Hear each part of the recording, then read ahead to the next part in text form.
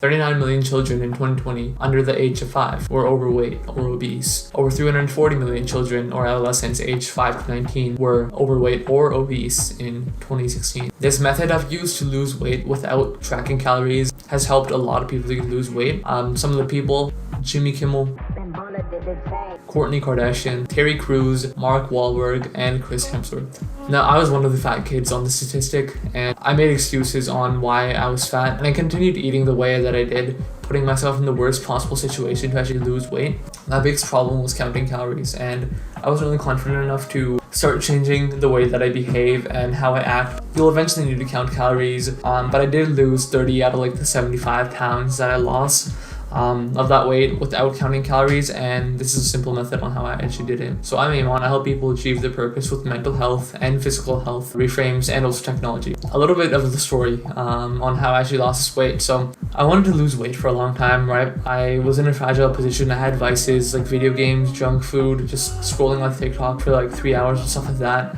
I can't really believe that I actually used to do that, but I've changed so much since then, and you will too. But in that fragile position, I didn't really want to harm my ego or change my identity too much to someone else, because it would kind of be a shock to everyone around me. And I should have actually done that quicker. That is the thing that you have to do. You have to change your identity and how you behave. But over everything, my weight was the biggest problem in my life at the time. The weight gave me wrist pains from gaming, back pains from like sitting in a C shape all day. I couldn't even get like up the stairs without having, really just being out of breath. I wanted to change, but I couldn't really wrap my head around all of this diet information that I had, like tracking calories, like intermittent fasting, just like. Now, whatever the reason is for you not being into counting calories, there was a way that I actually lost a lot of weight without counting calories. Just keep that in mind though. You will have to eventually start counting calories, or you'll just have to be really good at estimating, but there is a way to lose weight without it, and I'll show you that. So this is basically an alternate approach to intermittent fasting, right? It's a very no-nonsense way that I'm going to show you, and it doesn't really matter too much about the diet. The only thing that you have to keep in mind with the diet is no sugar at all. You can have pizza, you can have pasta, you can have junk food that's not sugar, just no soda, no sugar, nothing like that, right? At all. That is the one thing that you have to avoid with this. You still can lose weight while eating sugar, but it's very, very hard, and you have to eat very little. But if you could eat junk food, right? But it's definitely not recommended. But if you just want to lose weight and you just want to start into it, into this little protocol that I'm going to show you, then just no sugar. That's the only rule. Eat whatever, but if it has sugar in it, you can't eat it. Through these steps I'm going to show you, you have to get more and more strict, right? And eventually you're gonna be in a point where like it's basically just no sugar, no seed oils, no vegetable oils. Now, the way that people approach intermittent fasting normally leads to failure. People really want to go hard into it, and they don't really want to ease into it. They see some sort of insane fasting protocol that they've seen some guy on social media use, and they think that that's what they need to do to go ahead and lose that weight, but that's not really what they have to do. Most times you're going to end up failing if you just do this approach where you try to go as hard as possible. Then you go as hard as possible for like a day or maybe 2 days, and then you don't do anything for the rest of the month. Now, here's the way that I did it as like a fat gamer with nothing going for myself at the time. So step 1, right? So I started with a fasting protocol, but reversed. So I ate at 8 a.m. I only ate fruits or vegetables up until the time I ate dinner, which is normally 4 to 6 p.m. Sometimes around then is made, right? And that's what I did. And a tip is to have some sort of work or something that you're passionate about, what you love. Just do something to distract you from food within that time, right? If weight loss is your only goal, then do whatever you want to distract yourself. But like, I used to make music, watch YouTube, Netflix, whatever, distract myself. Obviously I went to school, so that was an easy way because I wouldn't pack a lunch, so it's not like I'm just magically spawn food to eat. So it kept me on my fasting protocol a lot, but that's more like step 3. So the time frame for this is about 4 months to get used to this, and about 4 months to get the most benefit from this. So it's slow, but it takes very little effort. Just don't really eat too much like in that middle period, right? Eat in the morning and then basically nothing in the middle of the day, and eat at the end of the day, and that's it. If that sounds like something like you want to get the results but very little effort, and you're fine with like it taking a little bit of time, then do this step 1, right? If not, you can step 2 and just start from. Obviously it will be hard to stick to, but if you want to do that and you want that challenge, then go ahead. And with step 2, it's basically the reverse of step 1, where in step 1 you eat at the start and you don't eat anything in the middle, and then you eat at the end. Step 2, you don't eat anything in the start of the day. You eat, then you keep on eating up until the end of the day where your end point is, and you stop. So for me, it was around 8 a.m. and then eat up until 4 p.m. But then we'll amp it up a little bit more. So you don't really need the crutch of eating fruits or vegetables outside of that fasting period, or in that fasting period. Just like tough through it, right? You have to realize that you control what goes into your mouth, right? No one's forcing you to eat this stuff, right? If you're a kid and your parents buy you junk food or like food that's not the best for you, then just deny it, right? And eventually your parents will want to change for you.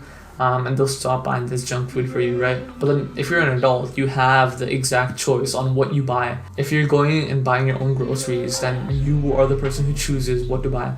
So take a look at the cart of someone that you want to be like, right? Like an obese person, they're gonna have a lot of processed foods, right? Chips, snacks, sodas, things like that. Very little ingredients, right?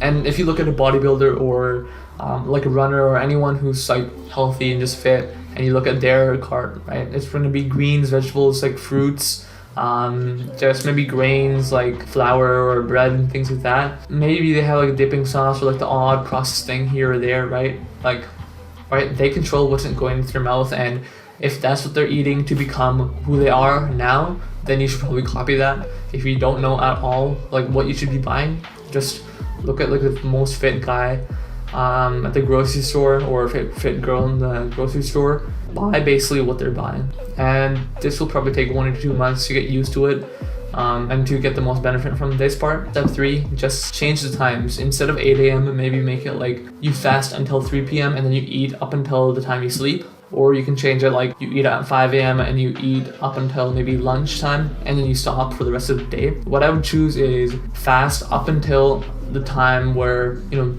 you're comfortable. So you wake up, don't eat anything until you can barely hold it, right? Obviously that point will get later and later. At the peak of my fasting, I ate once per day or once per 2 days. So I would eat one day and then the second day I just wouldn't eat anything, right? But basically just fast as long as you can, and then eat up until like a couple of hours before you sleep. That is probably the best idea. You know, if it fits your schedule better, eat early in the morning and then eat up until like lunchtime, or just make sure that like the time frame is smaller, right? It would be like 8 to 10 hours of the eating period for the last step. So you want to make that maybe like 6 or 8 hours for this step.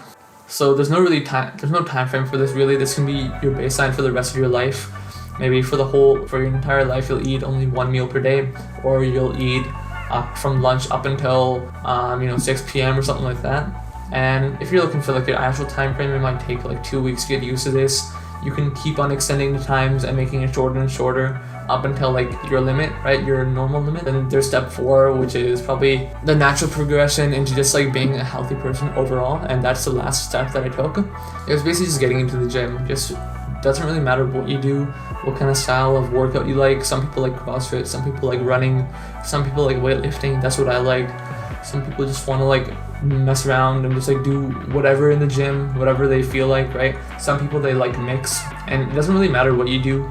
Even if you just do 1 minute of cycling, that's still better than sitting at home doing nothing. Or if you have a home gym, then at least use that once per day. Just make that a goal. Go to your home gym and at least do something once per day, and eventually you're gonna realize, okay, I've been doing at least like something for a week now, I can probably do a little bit more. And that's the exact mindset you want. You want to be doing a little, like very little, to the point where like your ego is kind of like, bro, you can do more, right?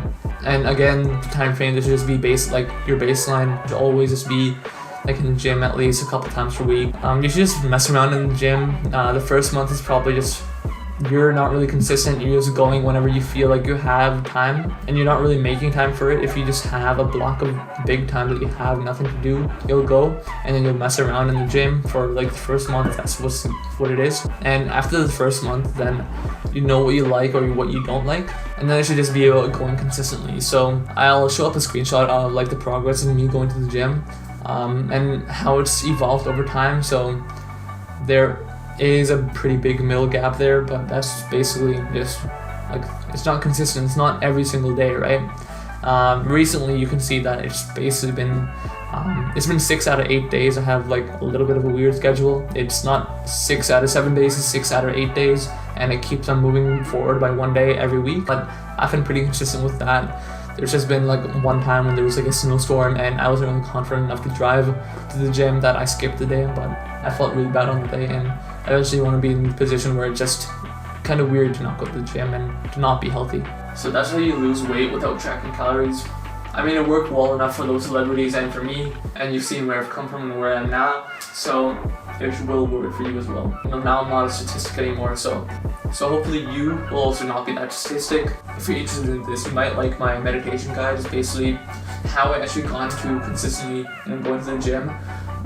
It's basically just like the prerequisite to change how you think, so that you can always just think, basically crush those thoughts of like, maybe I shouldn't go, maybe like one day won't be bad, or like just one day not going to the gym won't be bad, right? It'll basically help you crush those thoughts. So I'll see you in that video, and yeah.